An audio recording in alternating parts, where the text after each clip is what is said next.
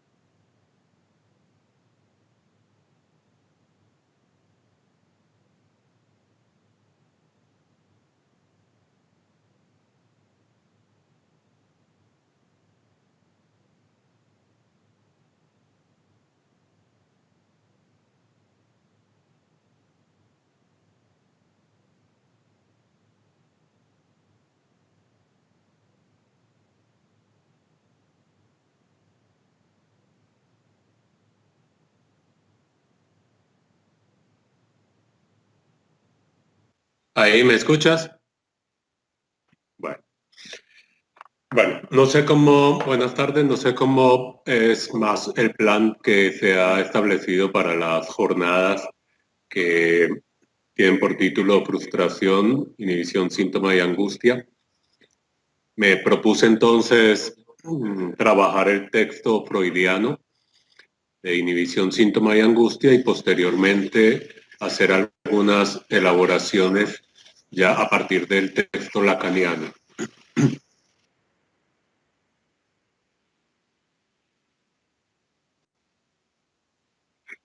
Ahí oigo un eco, pero no sé si ella molesta.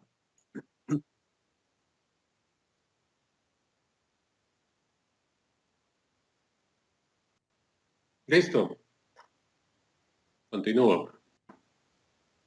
Bueno, les decía que la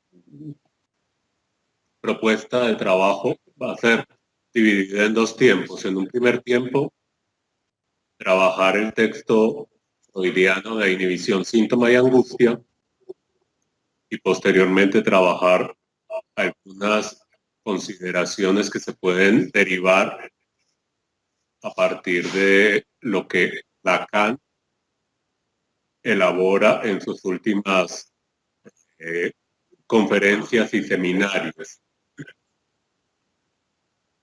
Volvamos a situarnos entonces en el texto freudiano.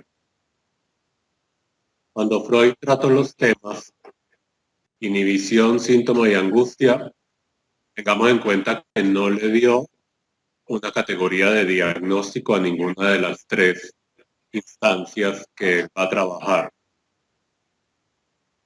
Estamos en un momento de la elaboración clínica freudiana en la que él divide el aparato psíquico en el ello, el yo y el superyo. Es decir, la segunda tópica freudiana. Vamos a ver que estos tres no son los mismos tres de Lacan, real, simbólico e imaginario. Es un punto importante para que sepamos la distancia que hay entre las obras lacanianas y freudianas, y que lo que en un momento dado podamos considerar debe ser contextualizado a una época y a un autor, ¿no? Bien. Lo que Freud asume es la pregunta: ¿qué posición toma el yo frente a lo imposible de tramitar? Repito, la pregunta que se hace Freud es: ¿qué posición toma el yo frente a lo imposible de tramitar? Esta segunda tópica trabaja sobre todo a partir de conceptos como la defensa y la represión, donde el ello toma el lugar del inconsciente de la primera tópica y el yo es aquello que comanda la vida psíquica. Es una proposición que algunos postfreudianos le dieron tanta consistencia que con ello lograron armar lo que se llamó la egopsicología.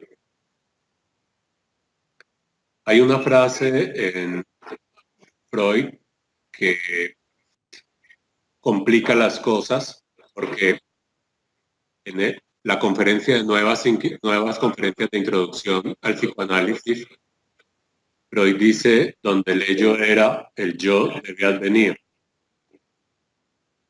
Esta frase, digo, es problemática porque si se interpreta a la manera como lo hicieron los post-freudianos, derivó en toda una corriente llamada la egopsicología. Es una lectura que posteriormente va a dar lugar a otra forma de interpretación, como la que hace Lacan, pensando que no es el yo el que debe tomar el lugar de comando, sino más bien que lo que un análisis va a producir es que el que habla sabe lo que es allí donde no podía decir. Bueno, esta derivación nos lleva también a leer el texto, sobre todo referenciado a partir de mecanismos del yo. Insisto en eso. Bien. Voy a situar inicialmente el tema de la inhibición. La inhibición la define Freud como una detención de una función en el cuerpo, como una limitación de una función que tiene el yo. Y esa detención puede producirse porque esa función está erotizada. Es la lectura que se deriva a partir de, por ejemplo, las parálisis histéricas. Hay una inhibición de una capacidad que tiene el cuerpo y que se detiene a partir de la erogenización de esa parte del cuerpo. Esto reduce el mundo del sujeto, que le impide a tal manera avanzar hacia el objeto de su deseo. Leo a Freud en la página 86 de la edición de Amor Rortu. El yo renuncia a estas funciones que le competen a fin de no verse precisado a emprender una nueva represión, a fin de evitar el conflicto con el ego. Entonces, la inhibición está impidiendo al yo tener el objeto de deseo. Bueno, es una renuncia entonces, la cual puede ser precisamente porque hay una prevención por parte del sujeto a entrar en conflicto con la parte pulsional. Y eso puede ocurrir, según Freud, en 5 funciones: la función sexual, la alimenticia, la locomoción, el trabajo y algunas inhibiciones especializadas, como por ejemplo el saber. Pasemos ahora al síntoma. Freud reconoce al final del primer apartado del texto que es fácil discernir la diferencia entre la inhibición y el síntoma. Dice, el síntoma no puede describirse como un proceso que suceda dentro del yo. Iniciando el apartado 2 dice, el síntoma es indicio y sustituto de una satisfacción pulsional interceptada. Es el resultado de un proceso represivo. Entonces, esto implica que a consecuencia de la represión, el yo consigue inhibir, desviar la satisfacción hacia un punto en el que adviene el síntoma, por fuera de la organización yoica. Fíjense que aquí hay una consideración muy especial, y es que el síntoma ya no se le puede preguntar al yo por él. Vuelvo y repito, uno no le puede preguntar al yo por qué pasa con el síntoma, porque el yo no tiene nada que ver con el síntoma. Freud se anticipa a lo que posteriormente va a ubicar Lacan. La inhibición está en la dimensión de lo imaginario y el síntoma está en la dimensión de lo simbólico. Son dos fenómenos que se pueden ubicar en dimensiones diferentes.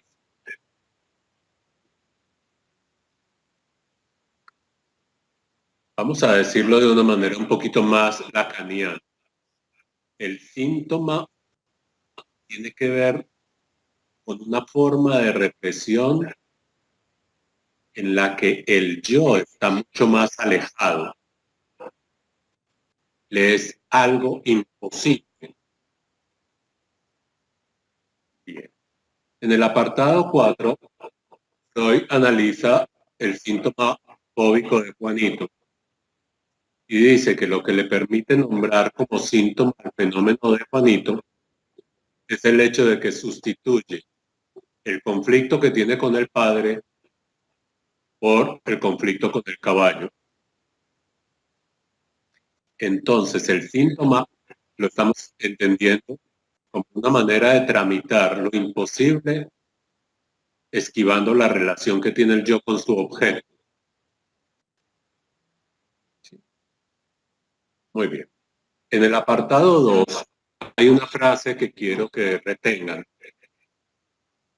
Los estados afectivos están incorporados en la vida anímica como unas sedimentaciones de vivencias traumáticas. Aquí la frase que quiero subrayar, o la palabra que quiero subrayar, es esto de incorporados, porque hace referencia a algo que posteriormente Lacan va a trabajar. El síntoma es algo que toca al cuerpo de goce. Allí hace eco la palabra incorporado. Pasemos ahora a la angustia. Antes de empezar el apartado sobre la angustia, hay una conclusión que Freud trae en la página 104. Dice, de cualquier modo, obtenemos una intelección de que la represión no es el único recurso de que dispone el yo para defenderse de una emoción pulsional. La angustia nunca proviene de la libido reprimida. Démonos cuenta que esa idea de la represión es insuficiente para Freud poder explicar algunos fenómenos subjetivos y que eso le exige a Freud pensar algo más respecto al inconsciente pulsional. En el apartado 9, Freud caracteriza la angustia como un fenómeno fundamental y el principal problema de la neurosis. Casi que podríamos decir que se aleja del síntoma y de la inhibición para poder abordar el problema central de la angustia. Fíjense también que Lacan adopta como referente de todo un seminario, el seminario 10, el tema de la angustia. Y solamente en el seminario 23 recoge el tema del síntoma, pero bajo una nueva concepción, con TH.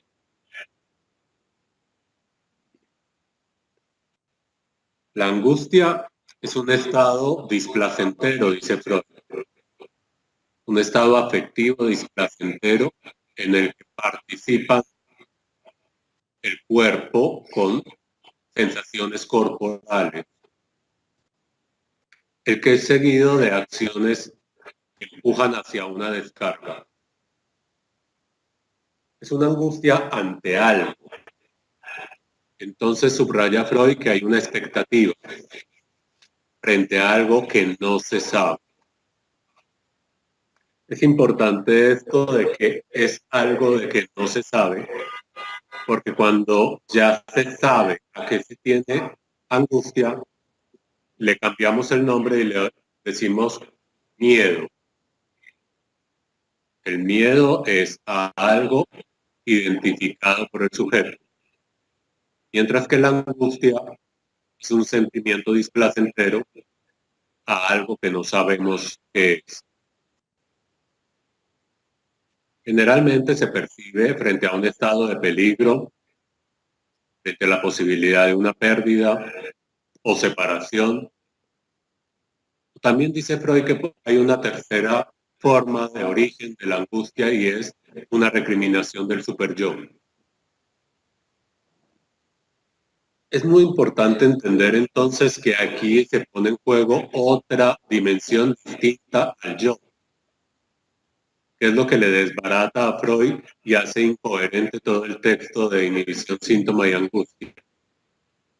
Es uno de los textos que a mi juicio es de los menos logrados de Freud, precisamente porque se problema y no lo oculta Freud. Dice que el síntoma no hace uso de las herramientas del yo. Se presenta como una formación sustitutiva. La angustia es sin una formación sustitutiva. El síntoma sí era una formación sustitutiva, mientras que la angustia no hay formación sustitutiva. Tampoco hay inhibición. La angustia está en el registro del sentido. Insisto en esto porque ahora vamos a ver una ubicación que es posible pensarla a partir del nudo Borromeo y a partir de fenómenos clínicos como es, por ejemplo, la perplejidad en la psicosis. Bien, la angustia entonces es algo distinto a los fenómenos del síntoma y de la angustia. Ahora vamos a ver una posibilidad de proyectar estos mismos conceptos, inhibición, síntoma y angustia, a partir de la segunda clínica lacaniana. Si vamos a asumir, por ejemplo, que un paciente nos llega a consulta con una demanda, podemos tomar esa demanda bajo la forma de un síntoma, una inhibición o hay angustia. No las tomamos como un yo que se queja, sino más bien un ser hablante que presenta un síntoma o una inhibición o una angustia. Si vamos a saltar de épocas y tomamos a Lacan de la conferencia de Ginebra sobre el síntoma, en donde Lacan lee el síntoma fóbico de Juanito, concluye que los síntomas, las inhibiciones y las angustias son defensas contra lo real de la estructura. Y quiero repetir algo que es muy importante para concebir esta última clínica lacaniana. Son invenciones del parletre respecto a un goce intrusivo o frente a la imposible de soportar. La inhibición del síntoma y la angustia son invenciones del sujeto frente a la irrupción de lo real. Como sucede en Juanito, que irrumpe algo de lo real del goce en su propio cuerpo y todavía no sabe qué hacer con eso. Tiene la invención de la fobia, pero posteriormente viene la invención de una construcción de saber del cuento del fontanero y de las jirafas.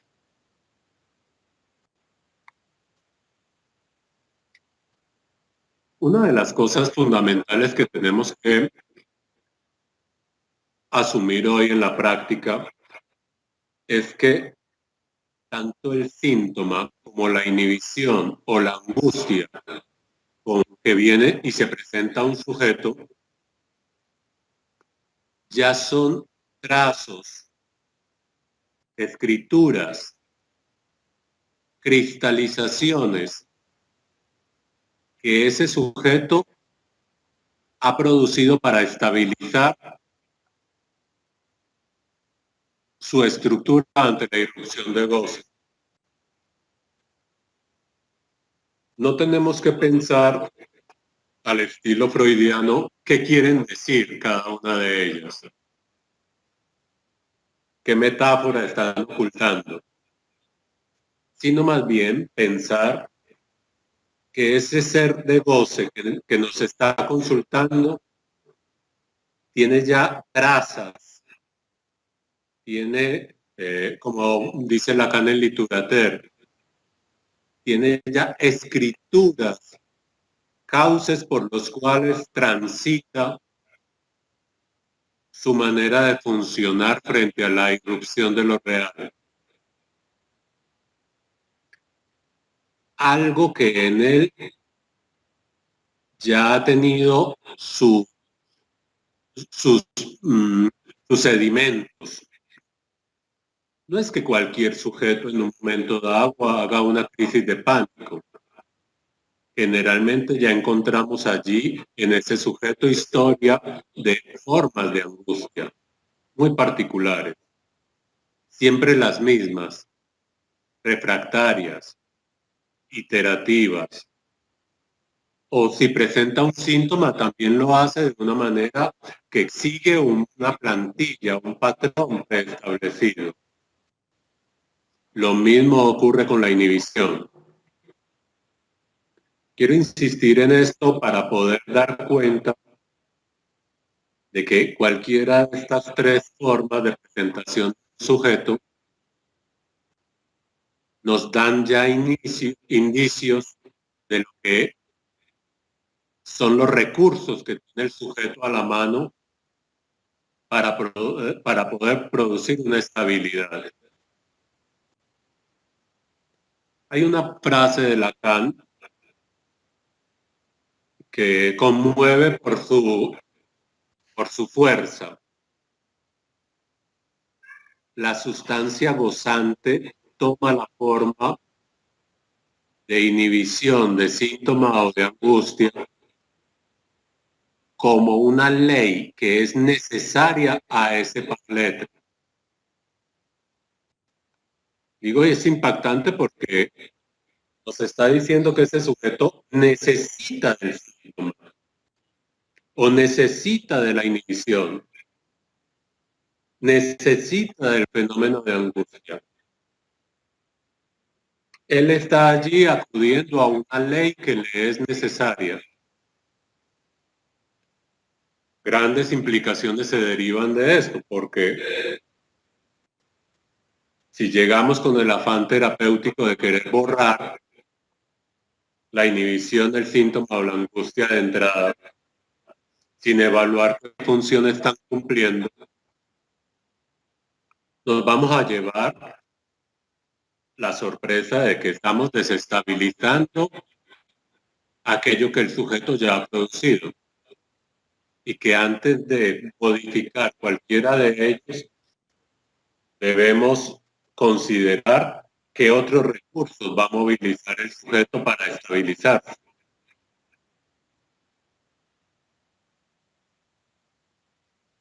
Todo esto se apoya en una nueva topología del aparato psíquico.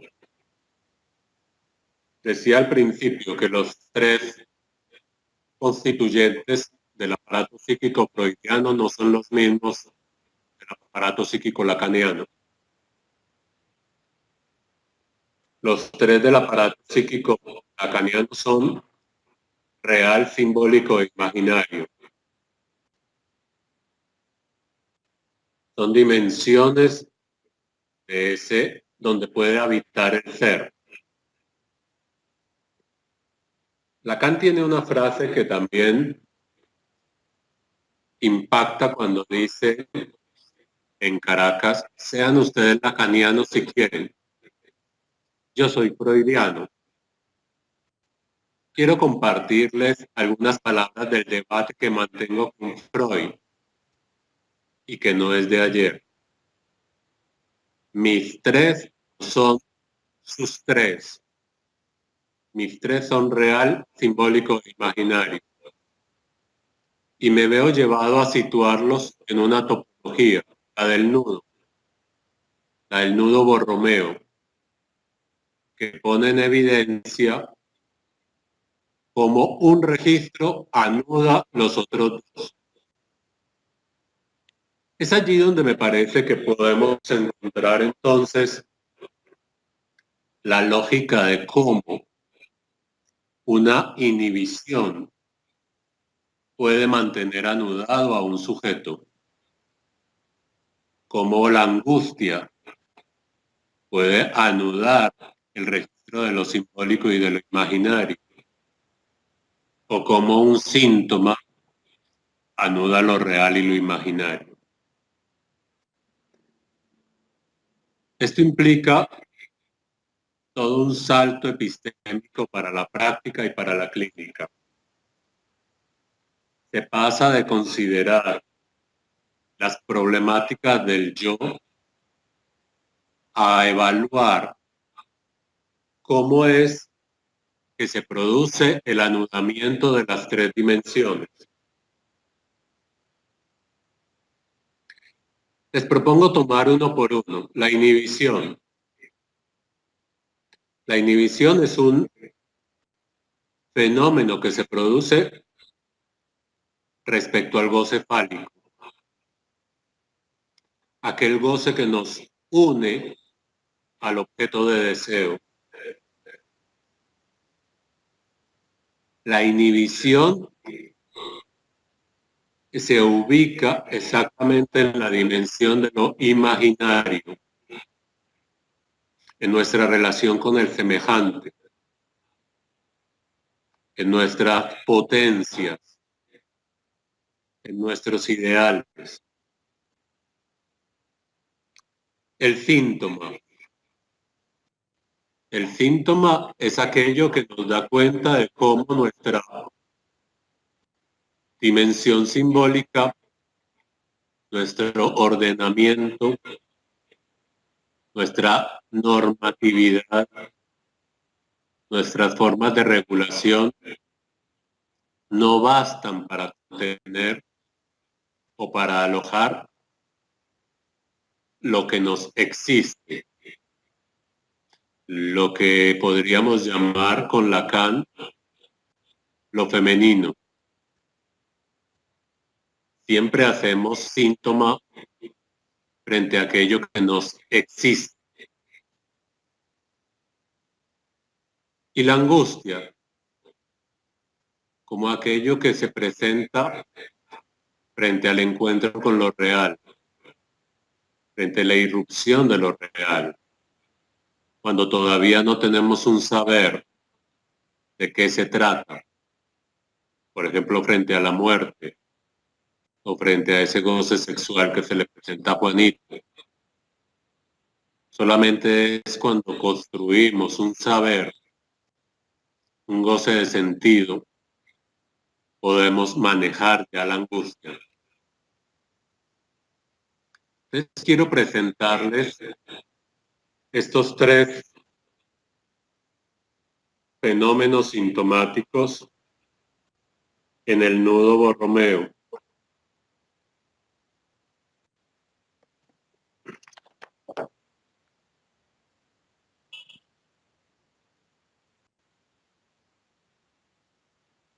Vamos a ver, ustedes ven acá el esquema.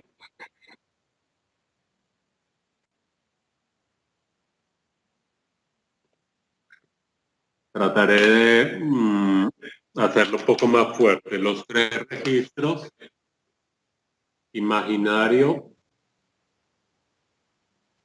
simbólico y real.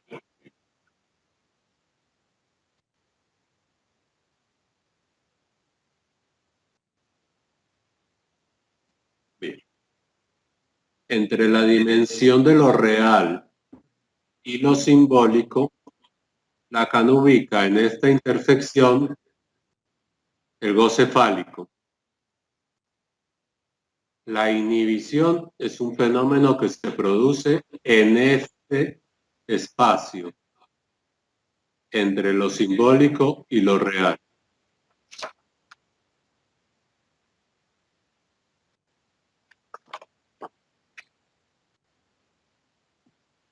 ¿De acuerdo? Inhibición. Entre lo real y lo imaginario, entre lo real y lo imaginario, acá no ubica el goce otro, el goce femenino. Allí es donde podemos ubicar el síntoma. Lo pongo, como lo ha señalado Miller en algunos matemas, con la letra epsilon. Y la angustia la ubica Lacan entre lo simbólico y lo imaginario, donde él encuentra el goce de sentido. Voy a remarcar lo que hace Borde.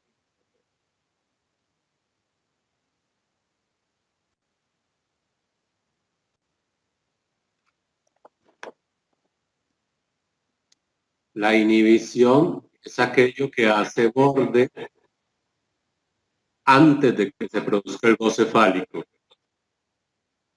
La inhibición está acá, bordeando el agujero. El síntoma lo ubicamos en este borde, allí donde lo simbólico todavía no sabe cómo tratar el goce otro. Y la angustia en este borde, donde lo real todavía no tiene un sentido.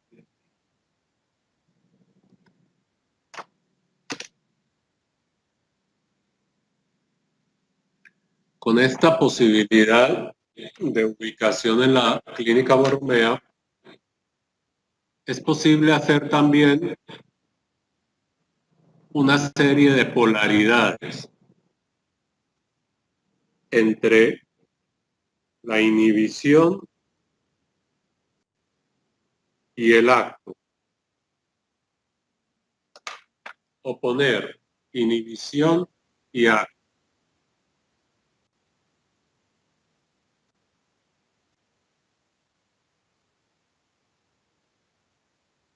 Porque son opuestos.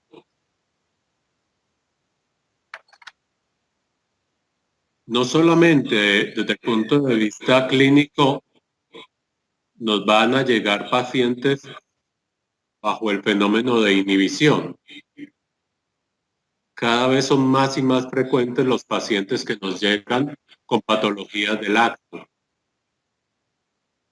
La hiperactividad, por ejemplo. Los pasajes al acto. El acto fallido. El acting out.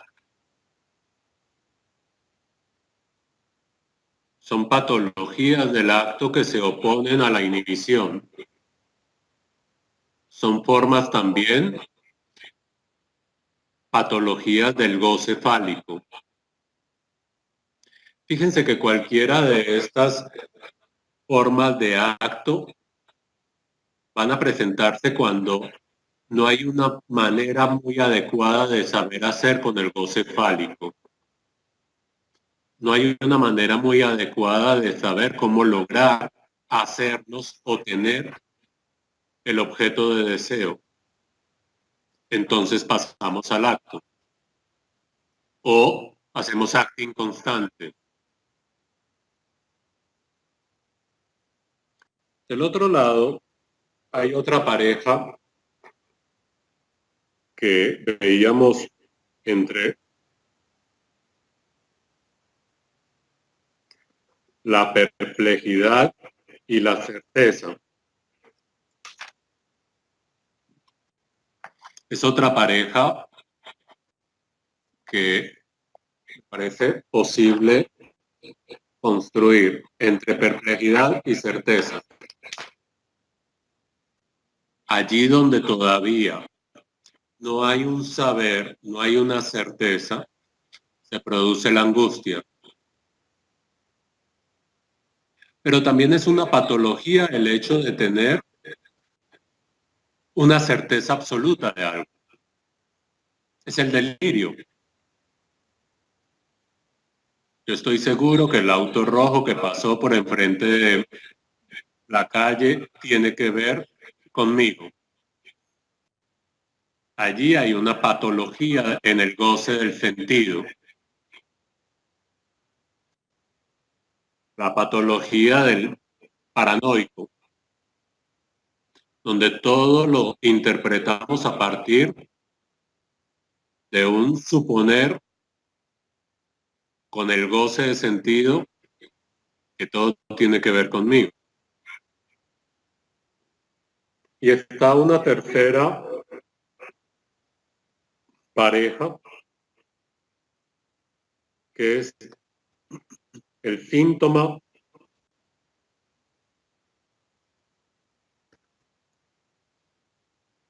y la realidad psíquica.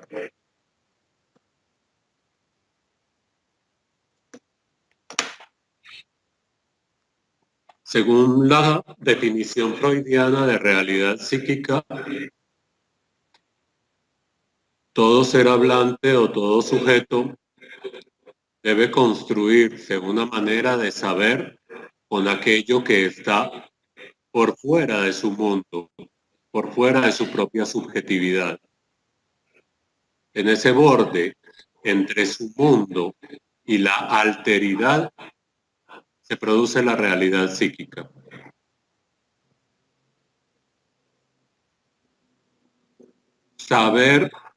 Sabernos comportar frente a lo alter, frente a lo externo, frente a lo extraño, frente a lo diferente, es una condición necesaria para la cultura. Es allí donde se producen fenómenos como la xenofobia, el racismo, los fenómenos de expulsión, de violencia contra lo femenino, de violencia contra las comunidades LGTBI, porque no hay una posición de tolerancia o de saber hacer con aquello que nos es de un goce extraño a nuestro propio goce. Aquello que funciona con una norma diferente a nuestro simbólico. Es allí donde Lacan se apoya para decir que la relación sexual no existe. No existe, pero hay que saber hacer con esa no existencia. Saber manejar eso hetero es lo que nos hace seres de cultura. Es eso lo que se transmite, por ejemplo, en una relación de pareja hacia un hijo, independiente del sexo de sus padres o del sexo de quienes conformen la pareja. Saber hacer con lo diferente. Allí siempre va a haber un síntoma. ¿Cómo poder mantener mi forma de goce con un respeto por la forma de goce del otro? Ese roce entre los dos goces siempre va a producir una fricción sintomática. Fricción que se le produce a Joyce cuando le impiden publicar Finnegan's Wake. Su manera de goce no cabía dentro de las editoriales.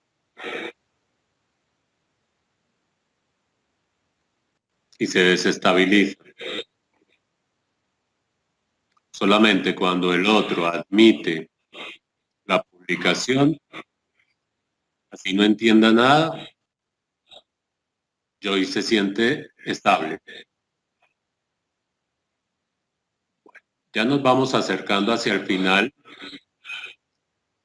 donde lo que quiero insistir es que ustedes puedan pensar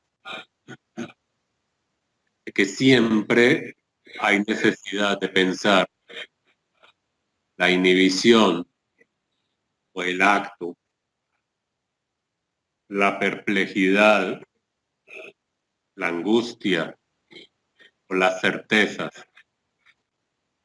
los síntomas y las realidades psíquicas que no son extrañas como formas de construcción y de invención donde ya la tradición no nos da el modelo, donde ya no estamos en la época del padre, donde cada sujeto, y más el sujeto contemporáneo, más el niño y el adolescente y el joven, que son los sujetos contemporáneos por excelencia, deben inventarse formas de estabilizar su estructura,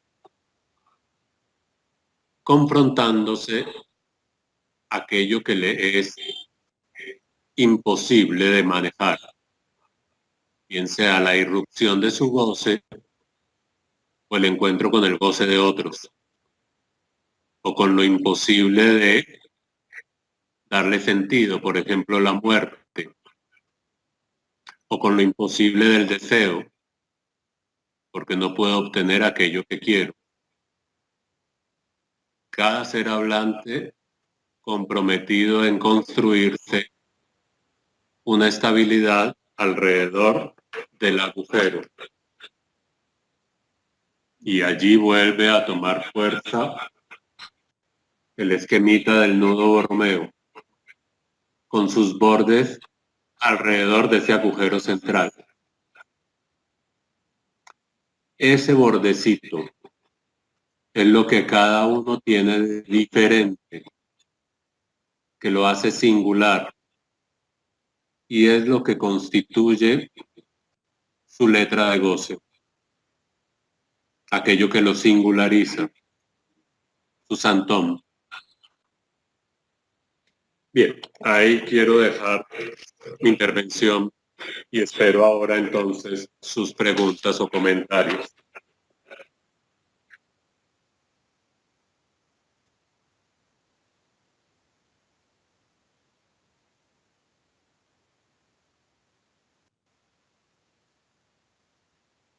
Creo que la imagen se quedó congelada.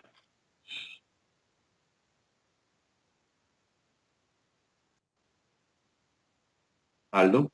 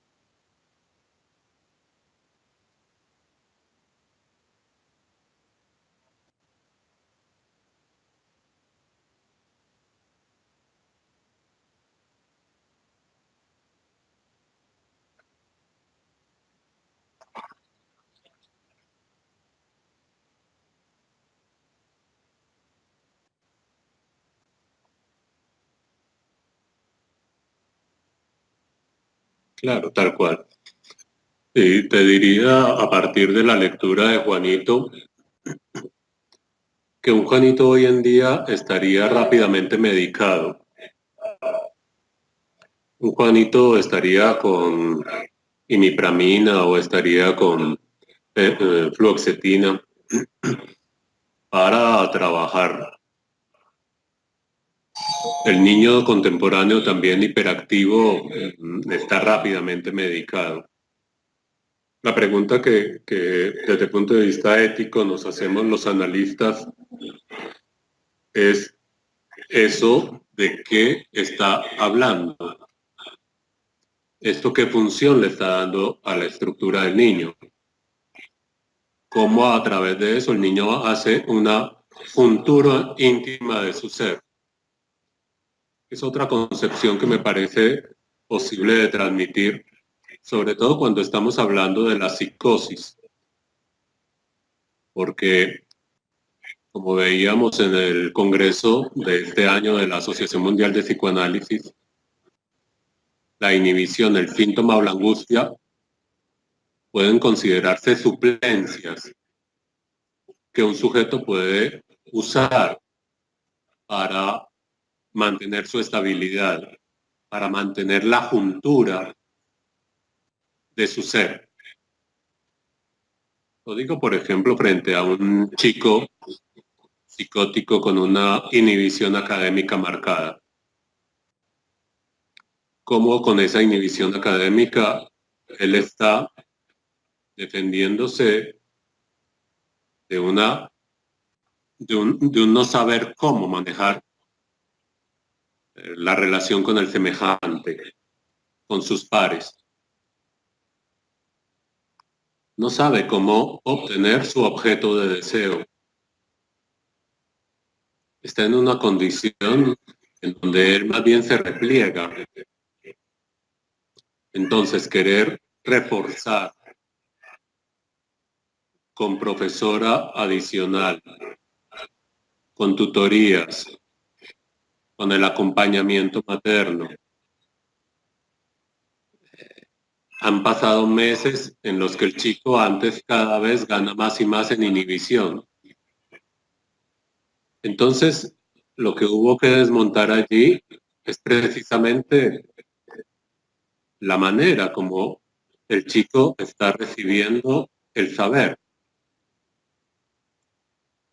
Plantearle otra forma distinta de relación con el saber posibilitó que esa inhibición pudiera levantarse. Bueno, como muchos ejemplos. Pero lo que dices me parece absolutamente cierto. Vamos en una ética completamente opuesta a la de la globalización y el mercado, en donde hay que anular rápidamente el síntoma.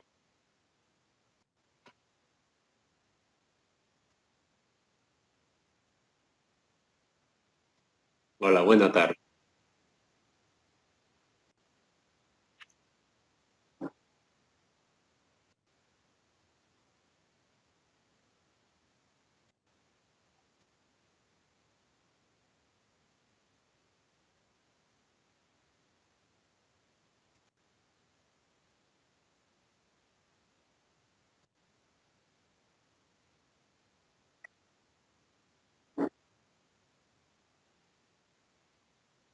Bien, son dos preguntas que me permito separar para poderlas responder.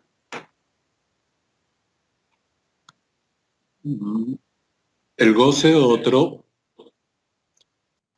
es individual para cada sujeto. Cada sujeto tiene sus normas, su normatividad, sus leyes, sus formas de funcionamiento. Y va a aparecer en su relación con los semejantes y con el mundo formas de goce distintas a las propias, a las que uno tiene. Saber establecer una relación con eso alter, con eso diferente, sobre todo que se personifica en lo femenino, es un ejemplo paradigmático. Dice Lacan que los seres hablantes se pueden clasificar en homosexuales y heterosexuales. No tanto porque le guste un hombre siendo hombre o que le guste una mujer siendo mujer, es homosexual, sino porque está acostumbrado a que su manera de gozar tiene que ser bajo su norma, sin tolerar alteridad. Entonces, él llama heterosexual es aquel ser hablante que se las ve con lo alterno, con lo diferente. ¿Sí? Sea homosexual, puede tener una pareja homosexual, pero allí poder establecer una forma de relación con un goce que le es completamente extraño, que le es, porque este otro goza de esta manera, porque se complace con esta música, porque le gusta parrandear si a mí no me gusta parrandear? ¿Por qué le gusta tirarse en una manga a leer poesías y a mí me parece lo más mamerto del mundo? ¿Sí? ¿Cómo tolerar y soportar esa alteridad? Que llevado por fuera de las relaciones de pareja la podemos llevar a las relaciones entre grupos sociales, entre religiones diferentes, entre formas de razas distintas, culturas distintas. Que una persona ande con una burka en una playa o entre con una burka en una escuela en lugar de llevar un uniforme. ¿Cómo hacer con eso? Con esa alteridad. Allí es donde se producen los fenómenos sintomáticos más importantes de la cultura, como la guerra, la segregación, el racismo. Y también lo uno con la pregunta que me haces de la inclusión. ¿Cómo manejar y soportar un sujeto psicótico en un aula de clase? ¿Cómo soporto un autista en un aula de clase? ¿Sí? No digo siendo yo el maestro, lo digo siendo yo un par, un semejante. ¿Sí? Me parece que las estrategias de inclusión pueden ser convenientes hasta cierto punto en donde aquel que sea incluido esté a la altura de poder marchar con el todos. Porque si no está a la altura de poder marchar con el todos, antes se va a producir un fenómeno pues, paradójico, de mayor inhibición, de más hiperactividad, de más síntomas, ¿sí? Porque él siente, como cualquiera, la frustración de no entender algo, de no comprender algo. He acompañado procesos de autistas o de esquizofrénicos en aulas normales, acompañarlos en bachillerato y universidad,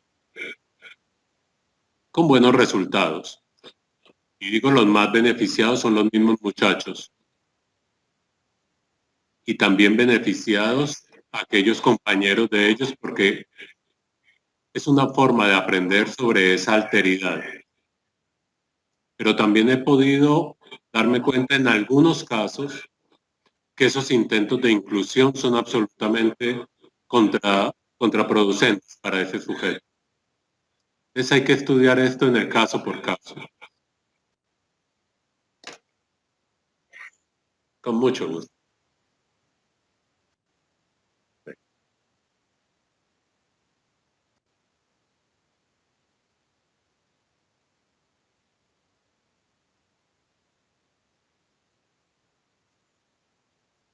Aldo, ¿te hago una pregunta? ¿Ana sí se conectó? ¿Ana Viganó se conectó?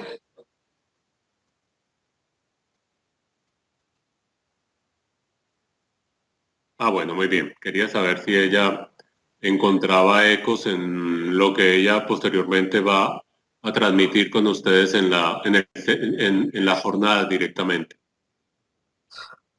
Bueno, espero entonces que ella me comparta los efectos que pueda tener en ella. Te agradezco, Aldo, la invitación. Un saludo a todos mis amigos allá en Zacatecas. Espero verlos próximamente en México y poderles dar un abrazo.